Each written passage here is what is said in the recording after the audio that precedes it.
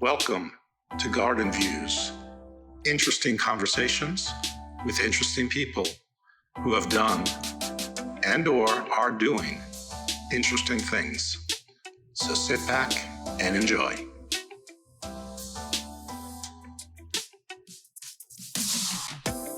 Thank you for joining us this week in Garden Views, and we're continuing our legal theme. We have with us attorney Dan Gaskell, and Dan does something that's pretty unusual, pretty heroic, not easy, and I think his story is going to be one that surprises a lot of folks out there. But Dan sues nation-state sponsors of terrorism. And he was one of the attorneys in the listserv, the Facebook group I mentioned a few weeks back, that responded with that they practiced a niche area which may have a national, if not international, interest. And boy, was he right. So thank you, Dan, for joining us on Garden Views. And I think everyone's really going to be looking forward to hearing your story, what you do, and sort of how you got here. And happy to be here. Thanks for having me. So you're right. What I do is sue foreign governments that are state sponsors of terrorism if they kill or injure a United States citizen by an act of terrorism. I'll tell you, it all started, there was a man named Mr. Flato, and his daughter was killed in a bus bombing in Israel in the early 90s. And Mr. Flato and his wife, they went to all the big firms in D.C. and New York, and they tried to get someone to take the case because, he was absolutely devastated by the loss of his daughter. He did his own research and found out that it was Iran that was supporting the Palestinian Islamic Jihad. And the Palestinian Islamic Jihad, they're the ones who blew up the bus that his daughter was on. So he visited all these firms, and they all said the same thing. They all said, under the Foreign Sovereign Immunities Act, an individual cannot sue a foreign government. Right. Pretty big hurdle, right? It was a big hurdle, yeah. But there was an attorney by the name of Thomas Fortune Fay, and Mr. Flato ended up meeting him through mutual friends. And Tom Fay, and I'm going to talk like him just because I have to. Whenever I do his voice, it's like it overtakes me. He said, Mr. Flato said, well, no one will take my case because of the Foreign Sovereign Immunities Act. And Tom said, well, it seems to me we shouldn't be protecting terrorists. So what he did was he contacted Senator Lautenberg in New Jersey, which is where Alicia Flato was from. And he told him that he wanted to make an exception to the Foreign Sovereign Immunities Act. And the exception would be you can't sue a foreign government, unless you can prove that that government is on the state sponsors of terrorism, that they killed or injured a United States citizen by an act of terrorism in a country other than their own. So when Iran sponsors a terrorist group, the Palestinian Islamic Jihad, in Israel, and an act of terrorism kills Alicia Flato, then Iran's immunity gets waived. And any state or country, any country that's on the list of state sponsors of terrorism, their immunity can be waived if you can track them and prove that they're the ones that supported a particular terrorist group in a bombing. Was there a list of state sponsors of terrorism prior to this Lautenberg amendment? Yes, yeah. The list of state sponsors of terrorism changes from time to time. In fact, you have Syria, Sudan, North Korea, and there was a case. I don't want to misspeak, but I think it was Sudan who wanted to get off the list of state sponsors of terrorism. They definitely. And so, as part of doing that, they had to pay all judgments against them for terrorist acts. So there were other cases other than ours where Sudan was the government they were suing instead of Iran. So in order to get off the list, Sudan had to pay their judgments. If Iran ever wants to get off the list, they'll have to pay their judgments that are against them. And so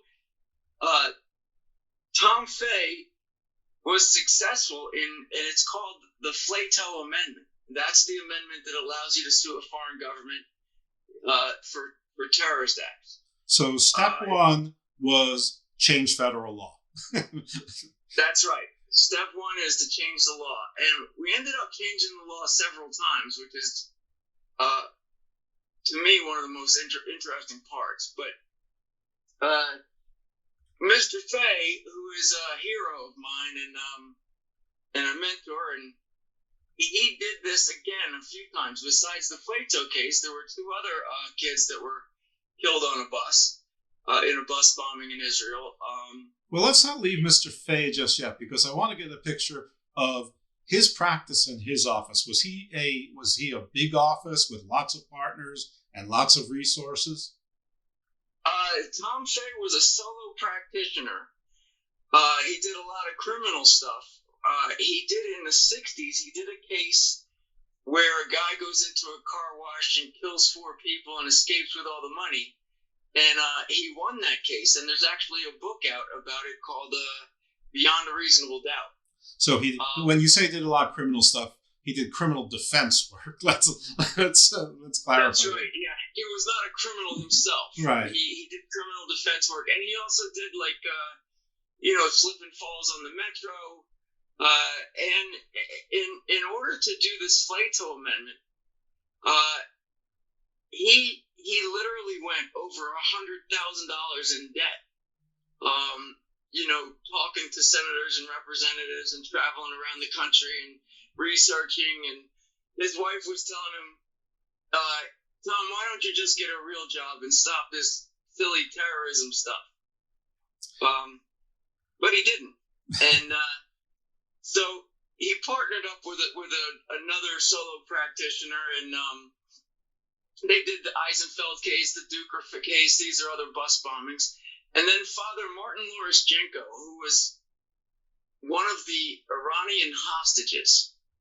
And this is interesting because after Tom Fay won a few of these cases, well, now you have all the big firms dying to get into the terrorism law. You know, now that the law is passed and you can do it, well, they all want to get involved. So one of those firms represented, you remember the 52 Iranian hostages, right? Oh, yeah. I'm in my 50s. I remember well. That's one of the formative parts of my childhood. Right. Me too. So he wanted to continue doing this type of work. And so one of these big firms went and got all of those hostages except for one. One of them didn't sign up to do the case. Now, there's something called the Algiers Accords, which was written when Jimmy Carter was trying to negotiate the release of those hostages. One of the things that was in the Algiers Accords was that nobody would ever sue Iran for this hostage taking. And so the attorneys that actually did that case, they got yelled at by the judge for not bringing up the Algiers Accords, where it says that they can't sue on behalf of these hostages. The other hostage was Father Martin Loroshenko. Tom Fay signed him up because in the Algiers Accords, it said all of the hostages that were held in, and it had a particular building where all the hostages were held. Well, Father Jenko was held across the street in a different building. Oh, okay. So he was not covered by the Algiers Accords, and Tom Fay got a $15 million judgment for his brothers and sisters. Father Jenko did not die as a hostage, but after he got home, he wrote a book called Bound to Forgive. And his brothers and sisters sued on behalf of his estate, and they got $15 million. Let me ask you this. When Father Jenko contacted Mr. Fay, did either one of them know that was sort of a loophole to the Algiers Accord, or was it just good fortune or karma, whatever you want to call it, that all the dominoes fell his way, Tom's way, your way? Well, Tom was certainly aware of the Algiers Accords and the fact that these other hostages lost their case and that their lawyers got in hot water. I am not sure exactly how he researched or what he did to find out that Father Jenko was in a different building and that made all the difference. This is just about the time where I am meeting Tom Fay, and he starts to tell me about the Flato case and all these other cases. And he's, he was on the radio talking about the Flato case and these other cases, and a woman called up and she said, "My son was killed in Beirut, Lebanon, by a terrorist act. Can I sue?" And he said, "Well, what's the situation?" She said, "Well, he was a Marine and he was over there." So Tom was not sure if this Flato amendment would work because they were military. Right. And would it be considered a terrorist act if it's a military act? This was the Beirut bombing, right? The Beirut bombing, right, in October 23rd, 1983. Right. And I was talking with Tom, and I said, "Tom, the important thing here is I'm a former Marine. So I knew about this, and I told him, Tom, the rules of engagement for those guys in Beirut were so bad. You had more right to defend yourself walking down the street in D.C. than they had. They didn't have ammunition in their weapons. If they were getting fired upon, they had to phone in and say where the rounds were coming from. If they could, state the size of the rounds. Like, is it a small machine gun fire or larger? And then they had to request permission to shoot back, which was usually denied. And so in the barracks there, they actually made a bar and they named it the Don't Shoot Back Saloon. Gallows humor. I think this is probably a good time for us to stick a pin in this. We're going to come back to it. But I think you should tell a little bit about yourself. I mean, you said you're a former Marine. My understanding is that you're never a former Marine. You're just a retired Marine. But I only know that from TV and movies. So why don't you tell us a little bit about... Why don't you tell us a little bit about your background, both educational, military, and what brought you into law school, and it sounds like you met Mr. Fay by hearing him on the radio, and you can get to that as well. Well, no, it was the mother of the deceased Marine who talked to him on the radio. I met him through a mutual friend, and he was telling me about all these cases he was doing, and I was just, I couldn't believe what he was telling me. And I said, even if you get this judgment, Tom, how do you collect it? He said, well, I'm not sure yet, but these people deserve something. So he told me about the rules about the Beirut Marines, and I explained to him that not only was it classified as a terrorist attack, but that is the reason that Iran was placed on the list of state sponsors of terrorism. The main reason was because of the 1983 Beirut bombing. And so not only are they on the list of state sponsors of terrorism, they were put there because of the bombing that he was considering suing for. And so he tried to talk to a few of these families, and they didn't really talk to him much. They said, we don't want to do anything against the Marine Corps. We're not going to talk badly about Ronald Reagan, and we don't want a part of this. So Tom said, look, you're a Marine and you have a master's degree in social work. Why don't you do this with me and just see if these people will talk to you? So I got a list of people that were allegedly interested in doing a lawsuit. I called them up. I told them, that I was a Marine, and that I explained to them that the whole purpose of this case is to take money away from the terrorists. Every verdict we get is less roadside bombs.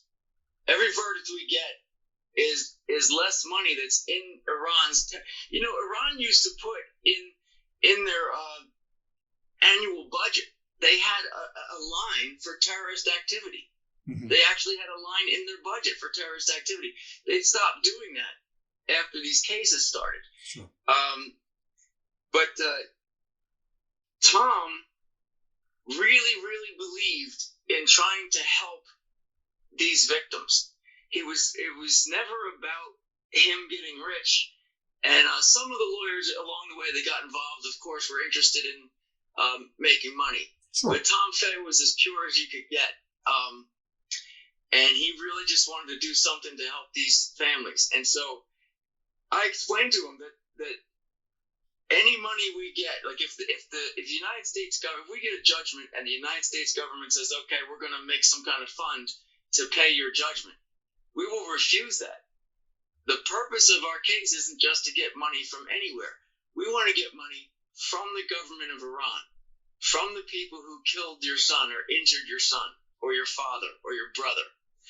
And so they started to sign up, and then there's a very tight group of these Beirut veterans, and they started to call each other, and the phone started ringing, and people said, I want to join too, and I want you to call my friend Joey, he was there too, and next thing you know, we had several hundred people. It ended up to be about a little over 700 people, I believe.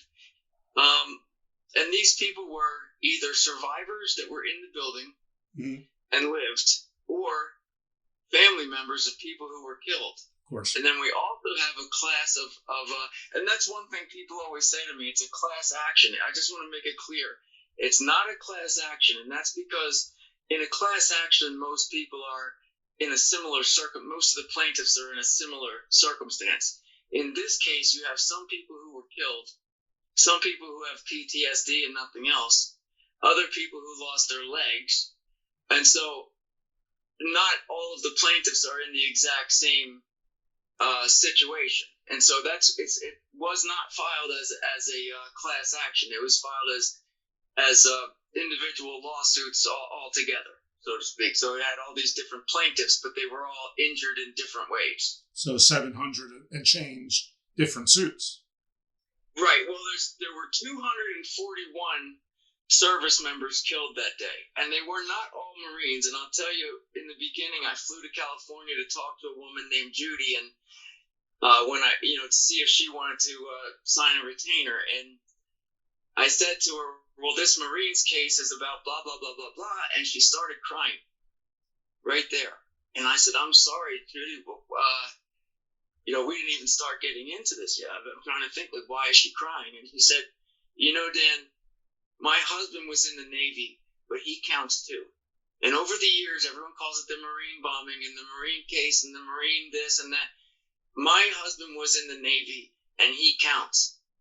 So I got back to D.C., and I told everyone that's working on the case, the paralegals and the lawyers, we are no longer calling this the Marines case. This is now called the Beirut case. And it was because it's true. You have a few Army guys and a few Navy guys that were there.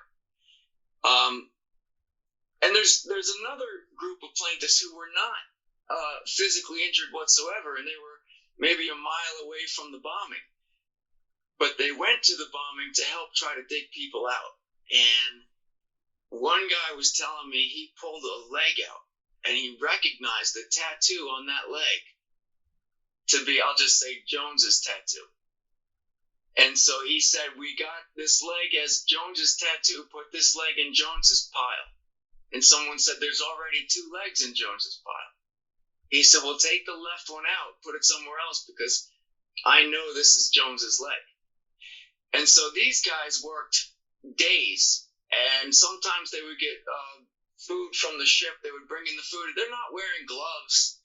They're digging with their bare hands and then eating food off the ship for days in a row. And they're finding, body parts, people hanging out of trees, heads.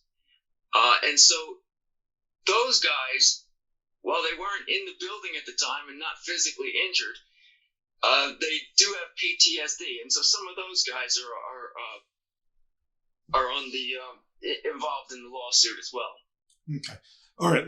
We never actually got your biography, so let's take a moment and just tell us a little bit about yourself. Well, I started out in college at Jacksonville University. I got kicked out for alcohol-related fighting, Eventually, I wrote a letter, got myself put back into Jacksonville University, and shortly thereafter was kicked out for alcohol-related fighting. At which point my parents said, "We are not going to waste our money on you going to college. You got to figure it out." So I was at Applebee's one night talking to this guy, his sergeant in the Marine Corps, and Desert Storm was just about to start. And I started running my mouth saying, "Oh, I'll kick their ass, send me over there." Well, that guy happened to be a recruiter, and the next thing you know, I was signed up in the Marine Corps. You're on Paris Island. Right. I went to college at night. Before the Marine Corps, my GPA was 0.13. After the Marine Corps, while I was in the Marine Corps, my GPA was 3.87. There you go. Good for you. Right. Yeah.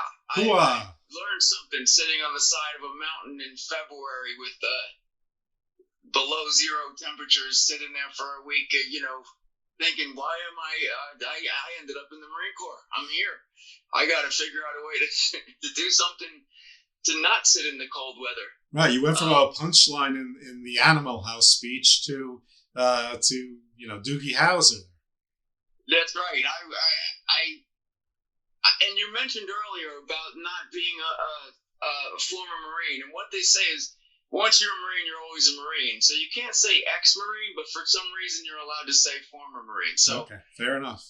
Listen, yeah, I didn't earn the right to pick, so I haven't done a damn thing. So well, in the Marine Corps, I went to college at night.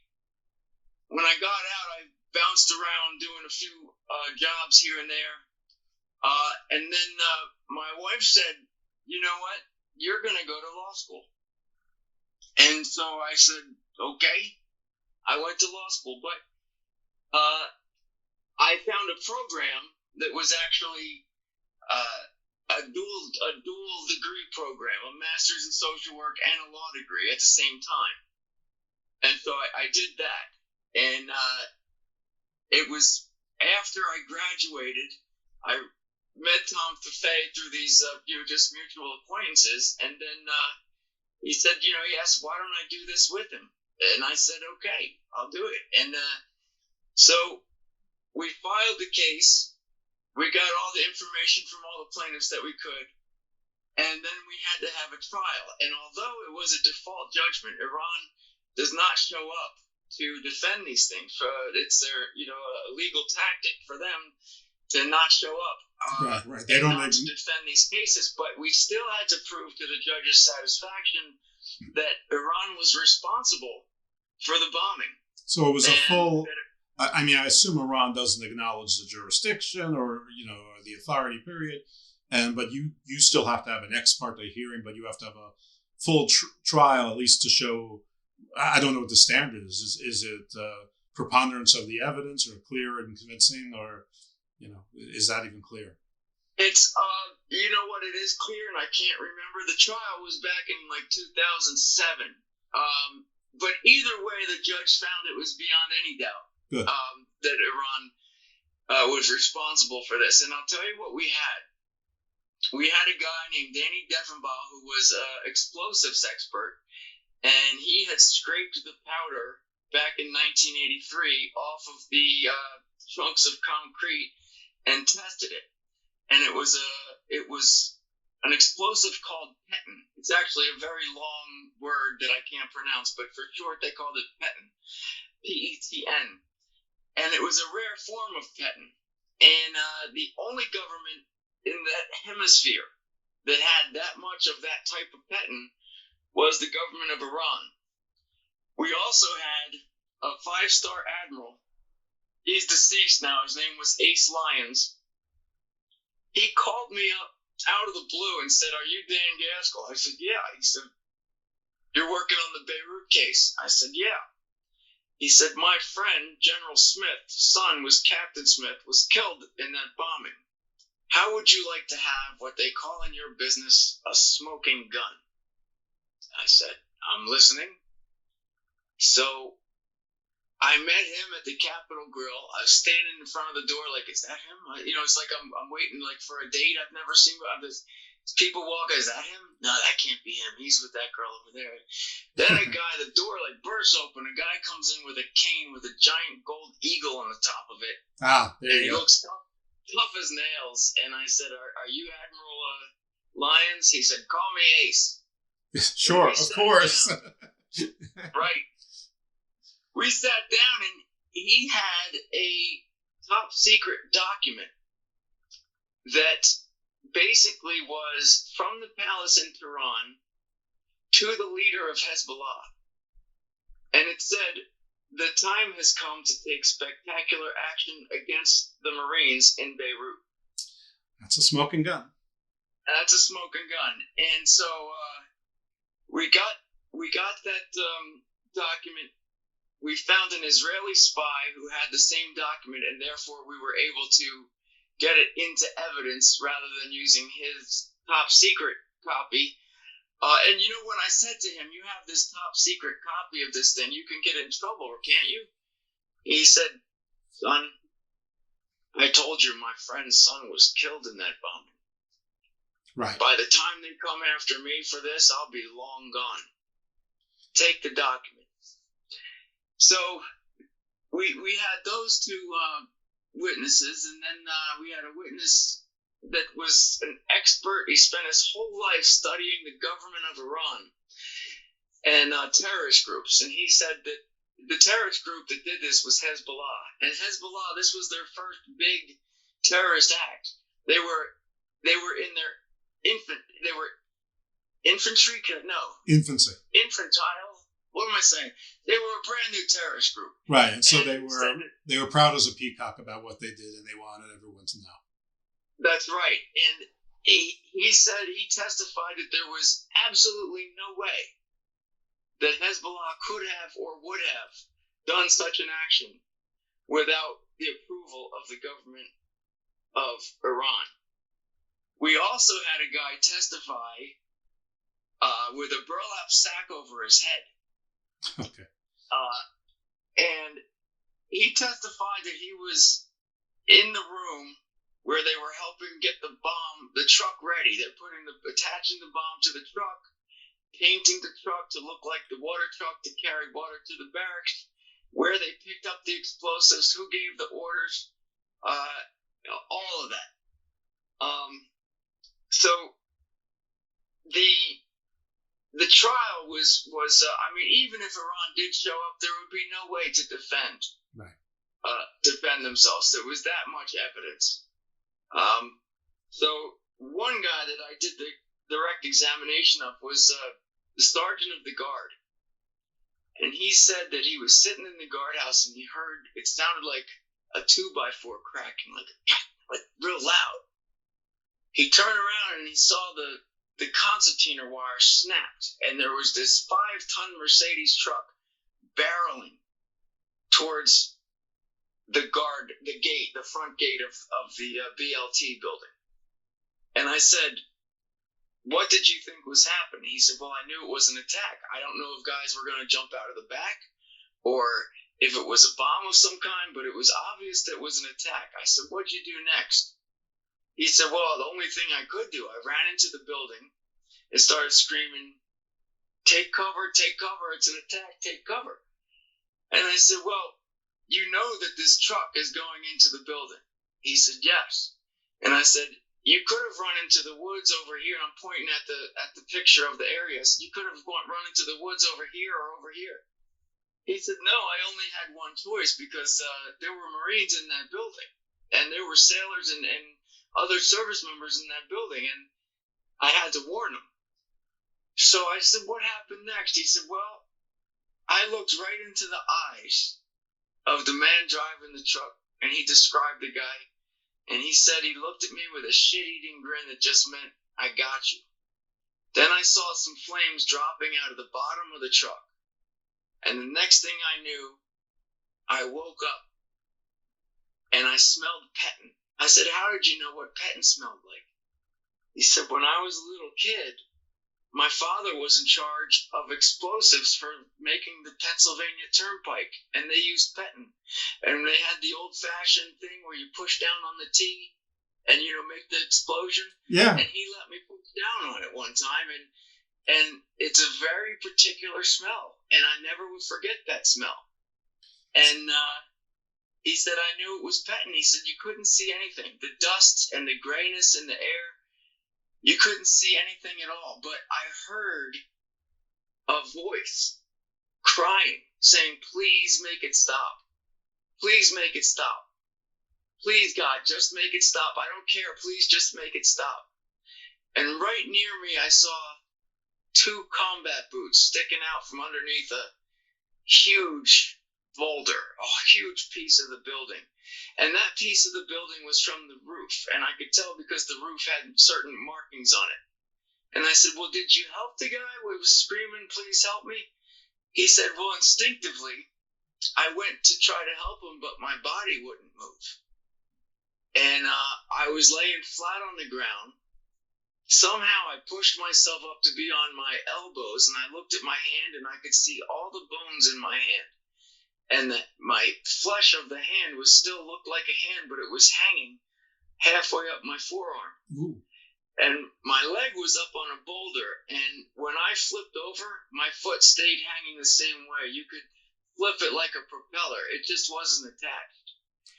And he testified about all that stuff and the fact that he now sometimes has to sleep in his large fireplace because that's where he feels comfortable at home. And his life was completely destroyed by this. And he was the sergeant of the guard. So when he was testifying and he said that he heard the voice of a black Marine saying, please help me, God, a woman sitting in the third row of the gallery, and she said, oh, my baby, and she cried, and then the whole room started crying, and I'm not talking about sniveling, I'm talking about snot out of the nose, full-on crying, every single person in the room, including me.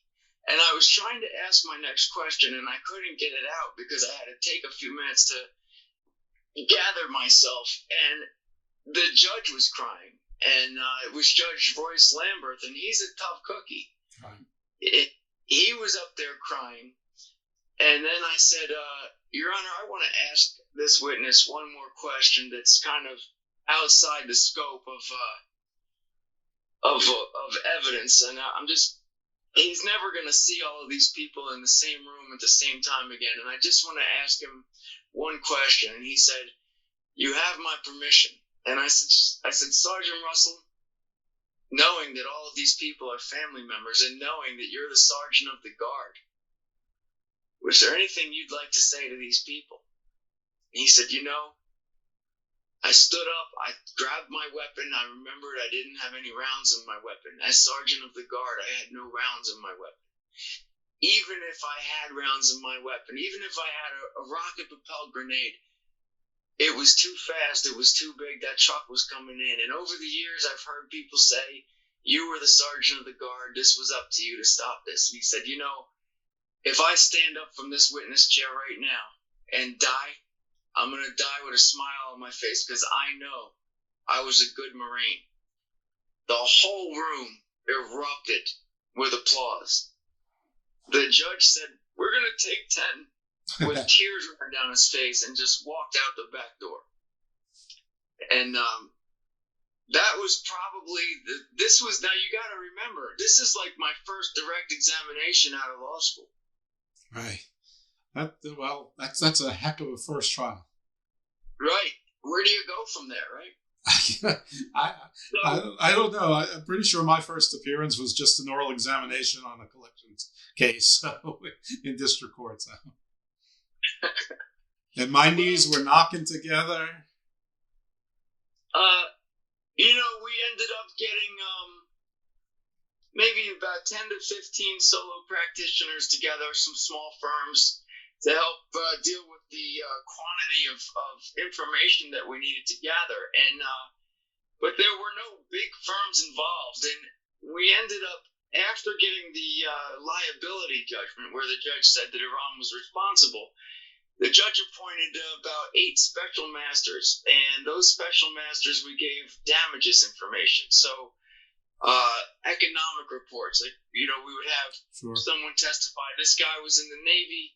He was a corpsman. All he cared about was medicine, and he had already gotten into medical school. He was supposed to get out of the Navy in a month, and he planned on being a doctor. And so we would get enough evidence to say what he wanted to do, or what they all wanted to do. And then we had a forensic economist say how much money that person most likely would have made had they become a doctor. And then another one, had he not become a doctor, but using his college degree, how much he could have made. And that was part of the damages. Pain and suffering was part of the damages. Loss of consortium. So you have, mothers and fathers and sisters and brothers and children and wives that all lost something that day. Right. Loss of consortium literally means not having the ability to have the comfort and joy of being with your loved one. Right, and solatium, which is pretty much the same thing, but I think we use the word solatium for sex. And that's usually for spouses, partners. Oh, okay. Well, we went with solatium, but we used it for everybody. I don't know if that's right or wrong, but that's what we did, and we ended up getting. Well, remember, you were in federal court. The federal law might have been different than what I've seen in the state level in Maryland and D.C. Same word could have different meanings in different jurisdictions. Right. Yeah, we were in federal court for the District of Columbia.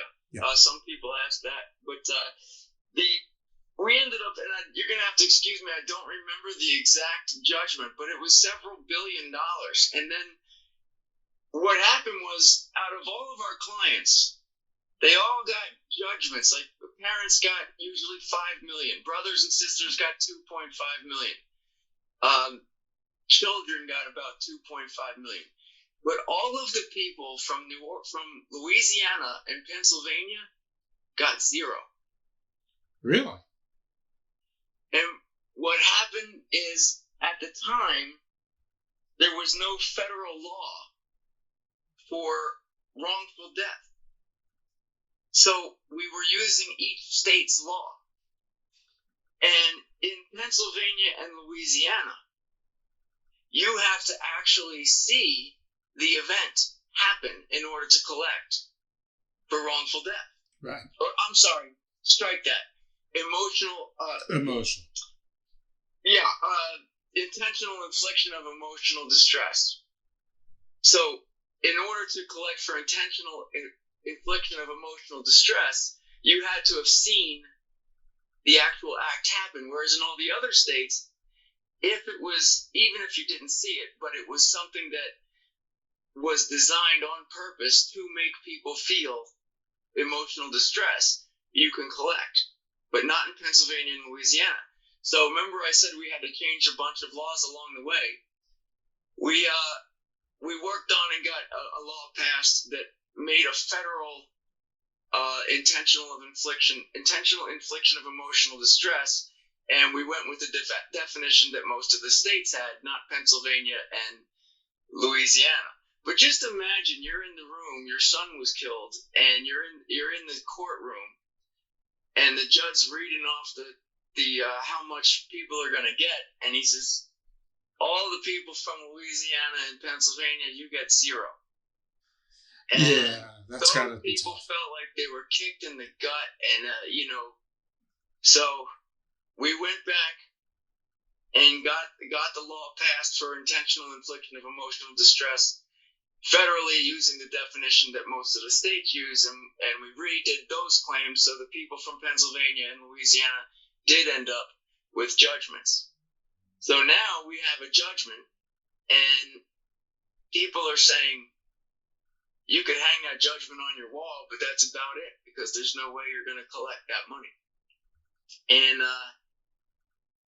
I, in the meantime, started doing juvenile law, criminal law, any doorknob law, anything that walked in the door. And I struggled for 15, 16 years while this case worked its way through the courts. And we actually found $1.8 billion Wow. in Citibank in New York being laundered for terrorism.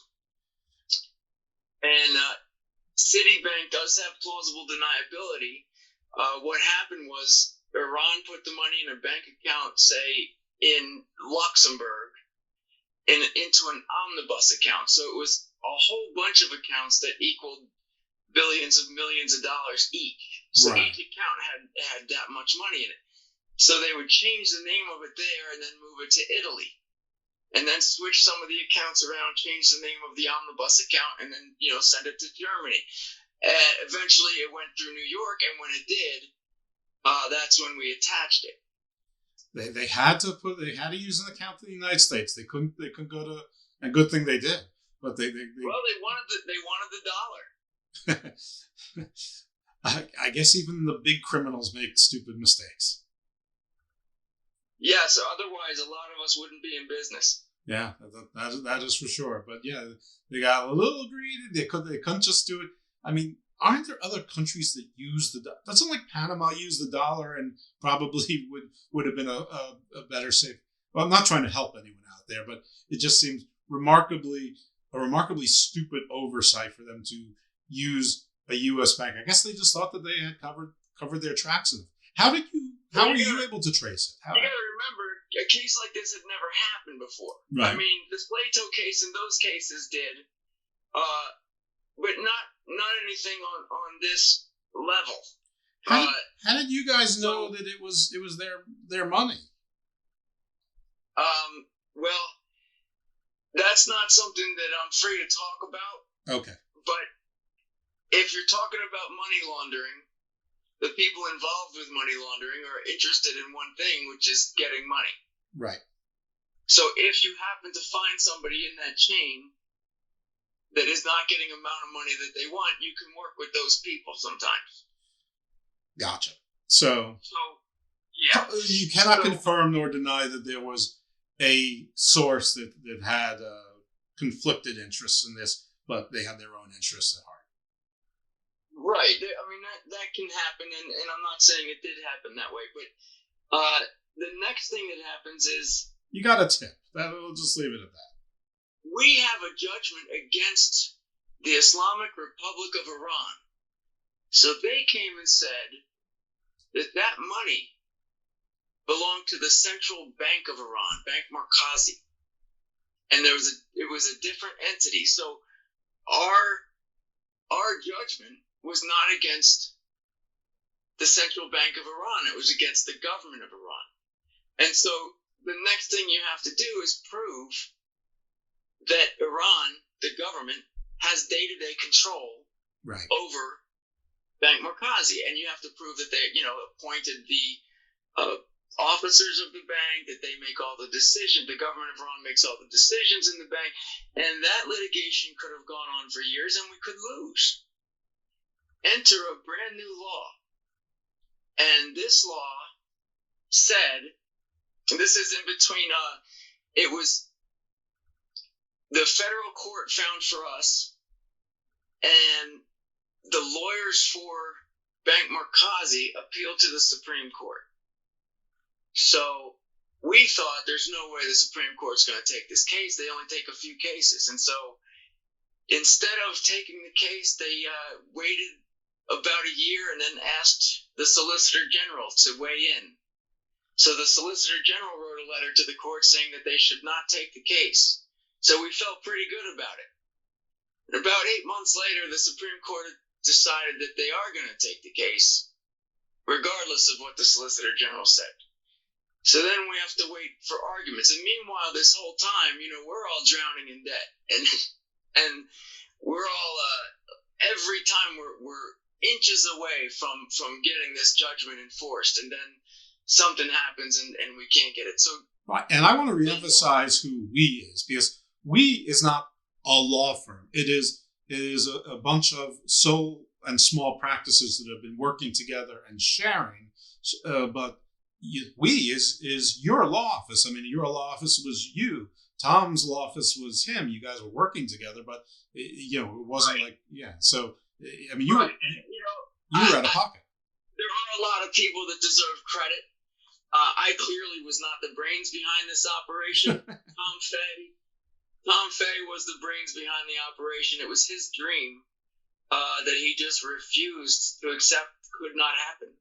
So the final law that was written said all of the money in bank account number such and such being held in Citibank on 2nd Avenue in the Southern District of New York. All that money shall be turned over to the plaintiffs in the case Peterson versus the Islamic Republic of Iran. And then the hero music came on. Yeah, that was the law. I mean, it basically said, you have a case, John sues Joe, and you make a law that says Joe wins.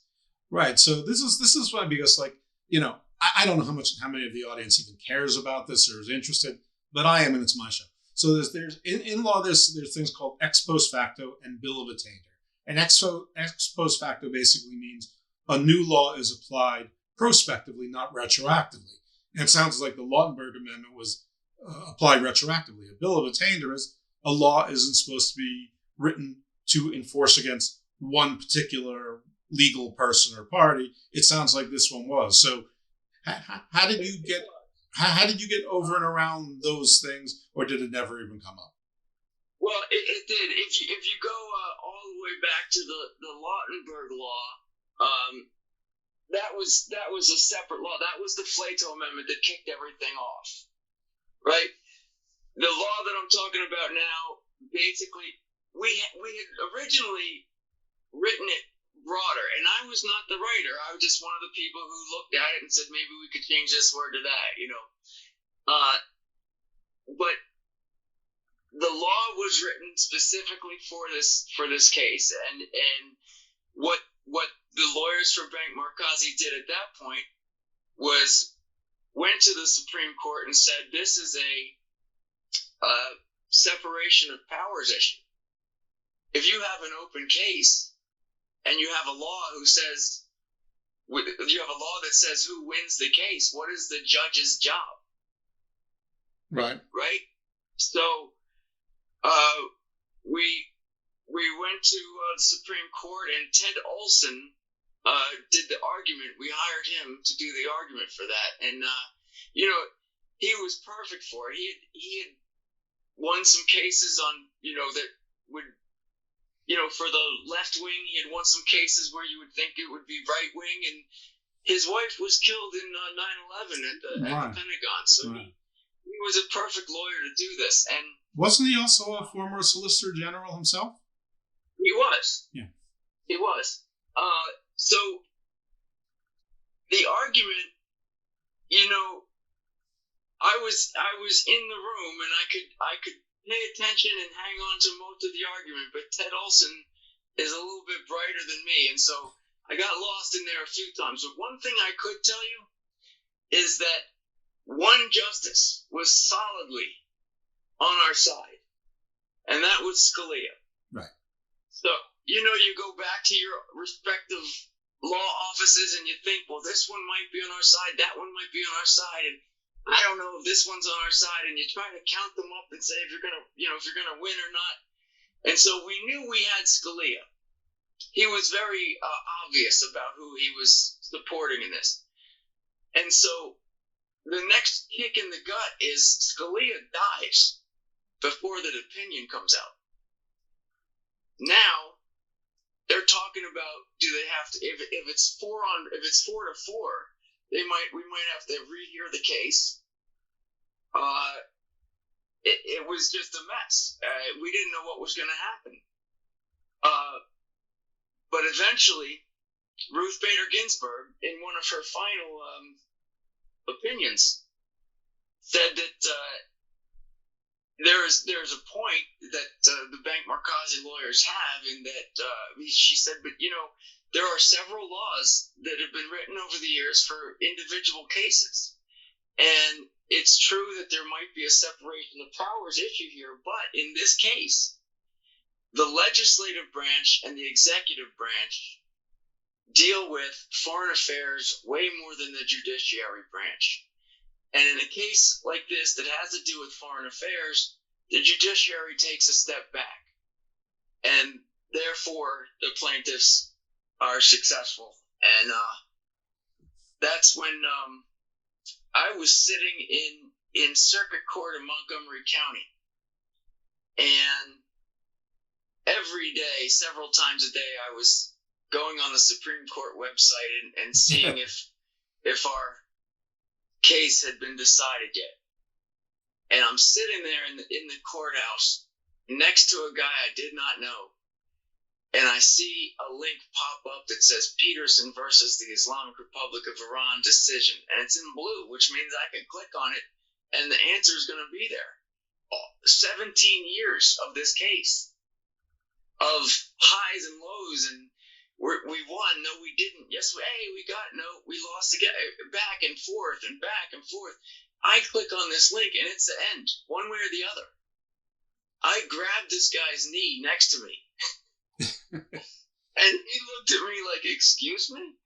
I said, sorry, big case. And I clicked it, and I scrolled through to the end until I saw plaintiffs win. And not in those words, but I was stunned. Or whatever. And I started crying right there. And then the lawyers involved, we started calling each other. Did you see it? Did you read it? Did you see it? Yeah, I saw it. And so these families, a lot of them, like, we had them all come to D.C. once to help lobby or help talk to their home, people from West Virginia to talk to the West Virginia senators and that kind of stuff. And we had these two guys, brothers, come. I don't remember what state they came from, but I said, how was your flight? And they said, yeah, it was cool, man. First flight we ever took. And a lot of these people literally lived in shacks. These were like spouses that they're 23 with 2 kids and their husband gets blown up. And now the kids don't have a father. And, none of this money brings anybody back, and we're aware of that. But there's no such thing as closure in a case where your father is killed or your son is blown up. There's no such thing as closure. But what we have in a country like ours is a system of laws that we actually have to put, an amount on how much someone's life was worth. And it sounds crass and it sounds horrible, but that's how the civil justice system works. And sure. I know, going back to the Flatos, when they got their judgment enforced, they got their money, they started a program called Seeds of Hope, in which Palestinian children and Israeli children go to camp together for a whole summer and play sports and things like that. And so the idea is eventually these kids will be, running the show. Right. And so many of these Beirut people did fantastic things. Like one of them, in a depressed area of New Jersey, they built a huge baseball stadium because their son loved baseball. And now there's a baseball stadium named after their son. And a lot of kids go there. Instead of being on the streets, they're out playing baseball. And the money, again, it didn't come from U.S. taxpayer fund of this or that. This is money that we took directly out of terrorism pipeline. This is all great, and I don't think you need to explain that you can't bring anyone's father or child or husband or wife back. I mean, we're humans. We don't have that power. If you believe in a god or gods, they have that power and use it sporadically. But you've also, sort of said a few times that, you weren't the brains of this and someone else is the hero. So I'm going to tell you a little allegory. And this is something that I watched years ago. And while I was watching, I'm like, this is stupid until it got to the end. And then I realized it wasn't stupid. I was stupid for thinking it was stupid. So anyway, it was a little video of people sort of like outside, and maybe it was a festival or a picnic, whatever it was. It was a pretty well populated park, but everyone was sitting down doing their own thing. And one person gets up and is dancing, and they're dancing alone for a minute, 2 minutes. And right, they look crazy, right? They look crazy. But the second person came along and started dancing too, and then everyone started joining in. So you're the second person there. So the allegory is about who's really the leader. Is it the first person or the first person who chooses to make that person the leader? Because until there's a follower, the leader just looks a little bit crazy. So you're the second person there. So yeah, I'm going to toot your horn for you a little bit, because without you, who knows if any other people would have joined Mr. Fay, and who knows if the outcome would have been the same. Well, I appreciate that.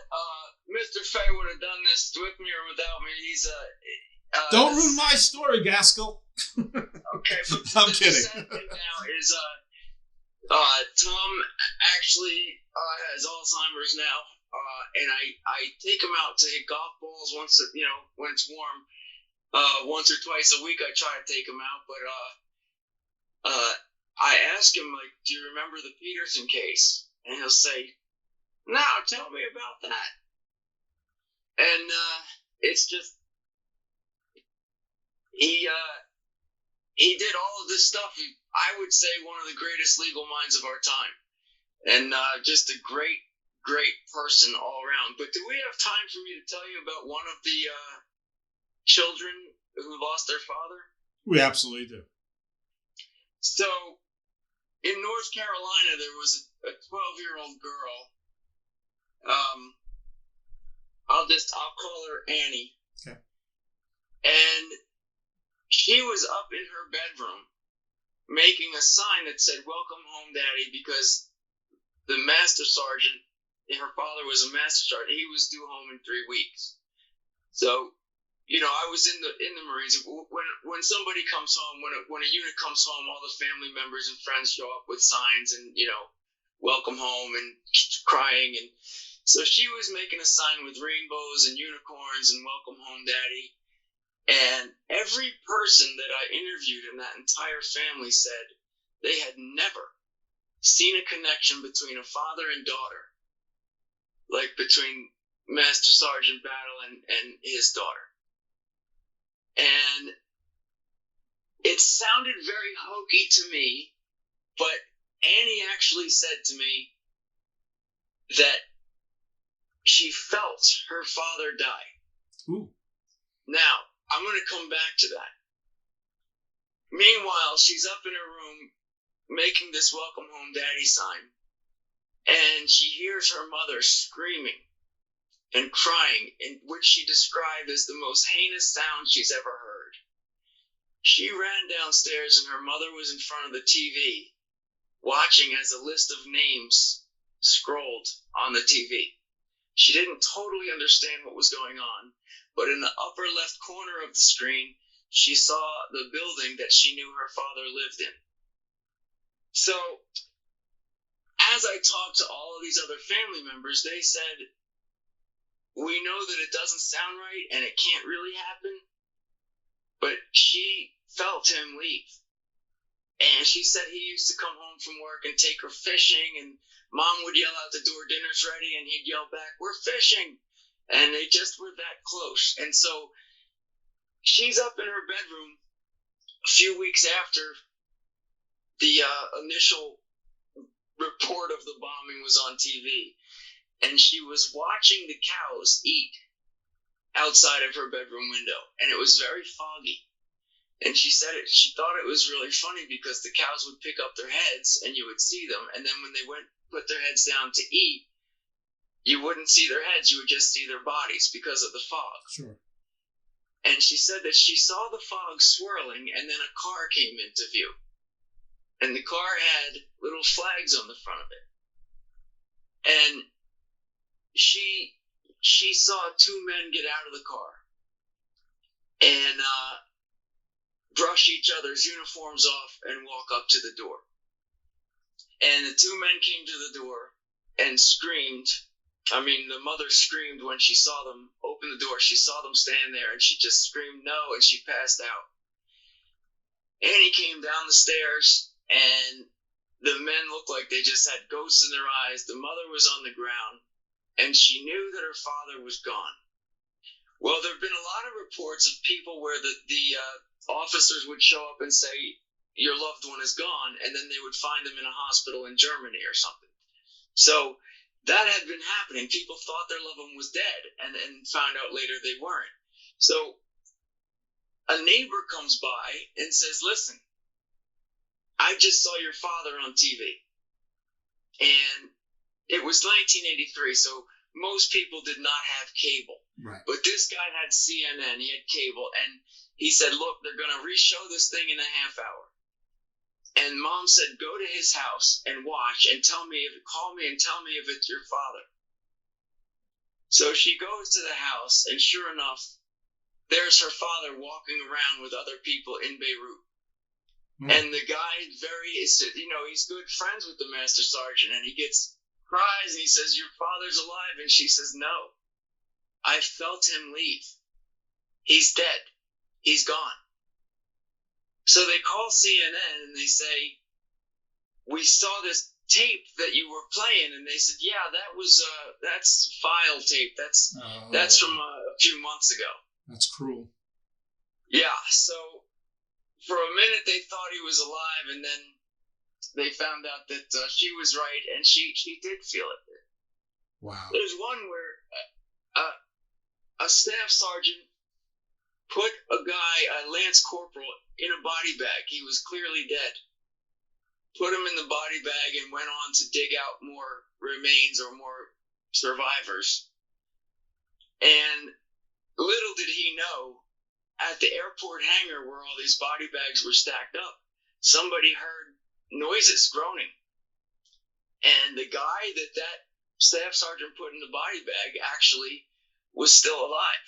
Oh, what a nightmare. 2 years go by, and that Lance Corporal is now a sergeant, and he's getting out of the Marine Corps. He's sitting out in front of the office where you sit to have your papers signed to get out.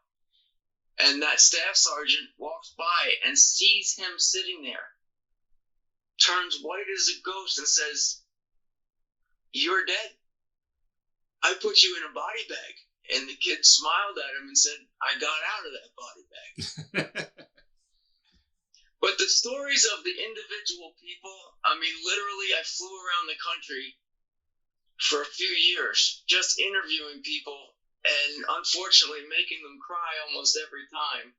One lady cried when I said, how many children do you have? She just lost it right there. Right. She said, I used to have 5. Now I have 4. Well, you should write a book about this one day or something.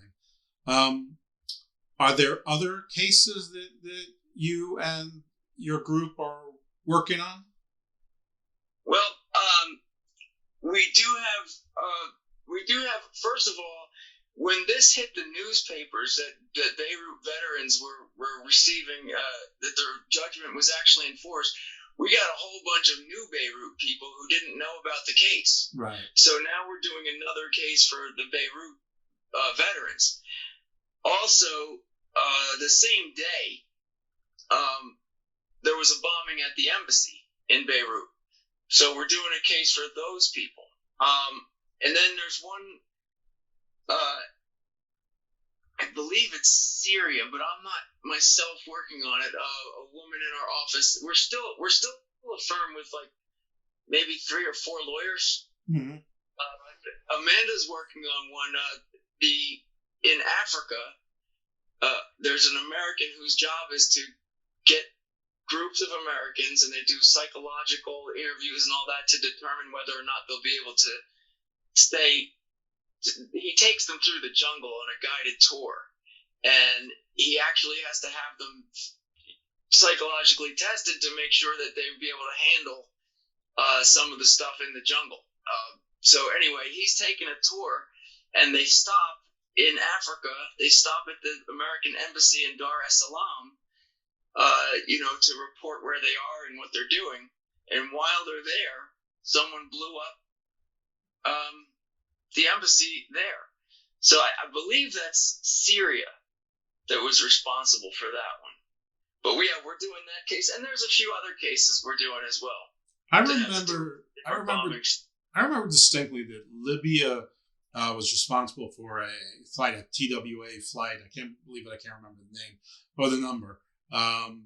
But after the second, after Desert, well, after the second Iraq War, not to go for, I guess, Desert Storm or Operation Desert Freedom. I'm sure I'm saying that wrong, but they got scared. Gaddafi got scared and basically said, "I want to be part of the world. I'm abandoning my nuclear program. We're going to make changes." And I think what he did is he paid off a judgment, which must have followed your cases. Because you were the first. Was that also from your? I'm just going to say a coalition of lawyers who sort of invested in doing this. That, I believe, was called the Brothers in Arms case. I'm not sure why. It was a big firm did that case after the Flato case. I believe that we had some clients from that bombing, but we were not the lead on that case. That's okay. I mean, you sort of were. You were the but for lead, at least. And you did all the hard work and all the lobbying and getting these laws changed. But I understand what you're saying.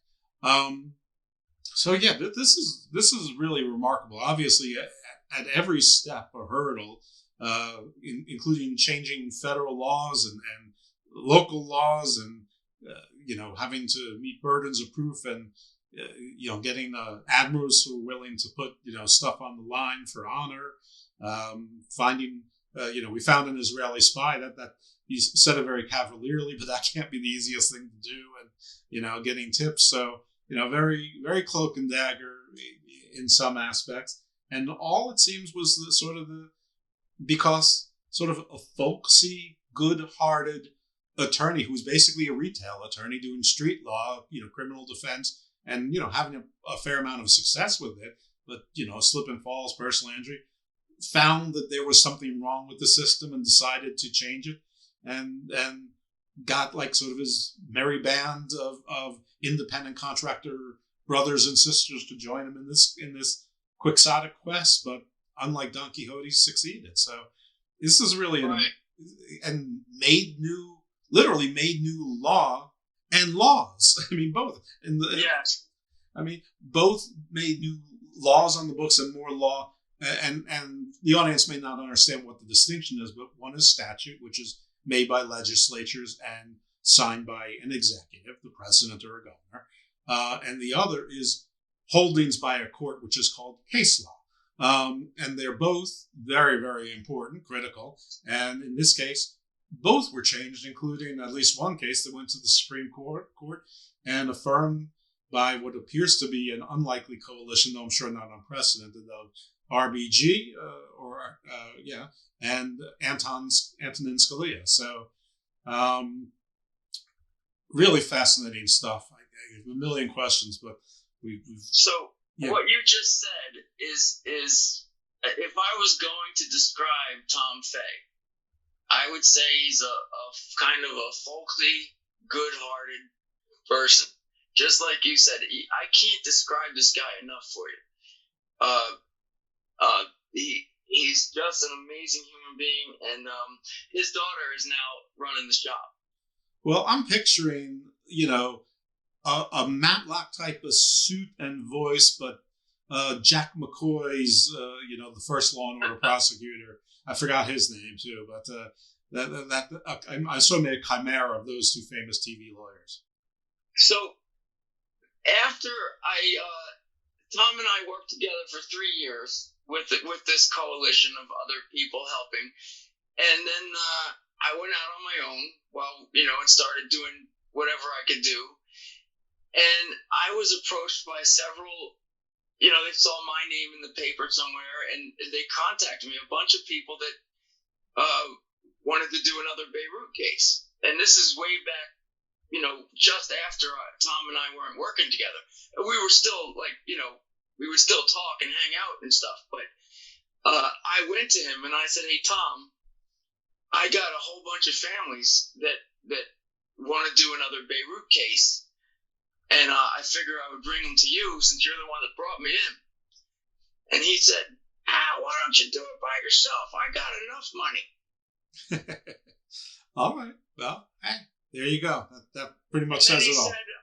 He said, "If you run into any snags, give me a call and I'll help you out." and he didn't want anything.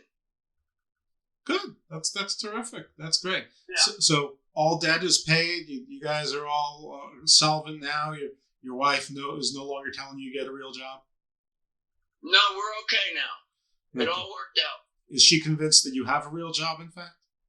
Yes, he is. Okay. He's convinced. It was Tom's wife who told him to get a real job. In case my wife hears this, I want to say she was very supportive the whole time. And beautiful. Perfect. And a great dancer. Yeah. What's that? And a great dancer as well. Oh, yeah, fantastic. Both, too. Excellent. Well, you may be the one person where I say thank you for your service, but your service post the actual military service may actually exceed your military service. So thank you for doing both. Thank you for sharing this story. Thank you for sort of being you. You seem to have like that kind of, I think that, that almost loosey-goosey attitude that allows you to do something like this and it not like kill you every night, or kill you slowly every night with stress. So that's you're either born with that or you're not, I think. Well, I'm me because I don't know who else I should be. That's okay. No, I agree. That's what I mean by you're either born with it or you're not. We can all train ourselves to have a certain amount of risk and stress tolerance, but some levels are just innate. So anyway, listen, tell the folks where they can find you if they want to find you and talk to you about cases, promote whatever stuff you've got going on, your law office, etc. All right. Well, in our law office now, we have a guy that got a medical degree and a JD. So we do a lot of med mal cases. Sure. We do accident cases, and of course, if you know anyone that was killed by an act of terrorism abroad, we're your best bet. But it's called the Fay Law Group. That's FAY. And what should I give the phone number? Is it? Whatever you want to do. Phone number, website, Twitter, whatever you want. This is a free zone. It's the Fay Law Group, and we're in Rockville now. We were in D.C., but we moved to Rockville, Maryland, and the number is 202-589-1300. Okay, very good. All right. Well, thank you very much. Thank you for sharing all this. Fascinating. I think this is a great show. I'm very proud of it. I'm very glad that you did everything that you did, and thank you again. Folks, tune in next time for Garden Views. I don't know if we're going to top or match this show, but we'll always try. Well, hey, thanks a lot for having me. It was very nice. It was absolutely my pleasure. Thanks so much. And folks, we'll hopefully you'll hear something from us next week, and you'll let us know. Please rate, review, subscribe, share with your friends. You can leave a written review on Apple and Spotify these days, and that really helps. So to subscribe, you have to subscribe to Garden of Doom because Garden View shares the same feed. But Garden of Doom's a great show too. It's just different. So again, thanks very much, and everyone.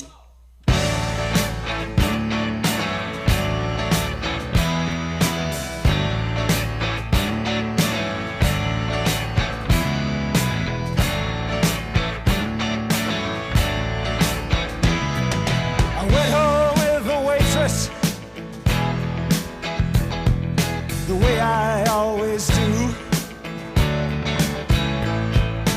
How was I to know she was with the Russians too?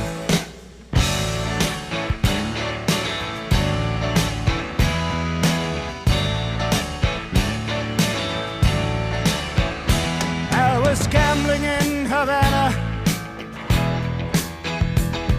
I took a little risk. Send lawyers, guns, and money. Dad, get me out of this. Ha!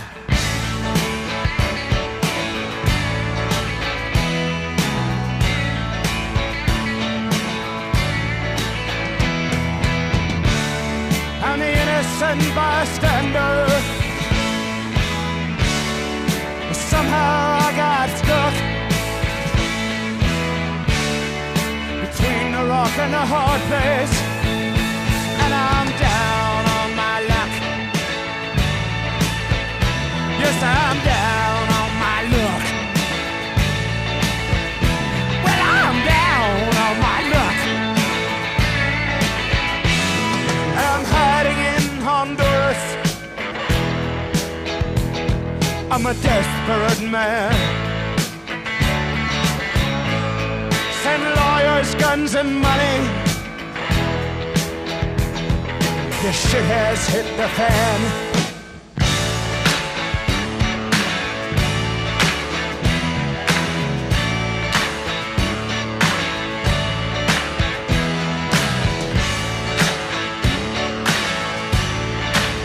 All right, send lawyers, guns, and money.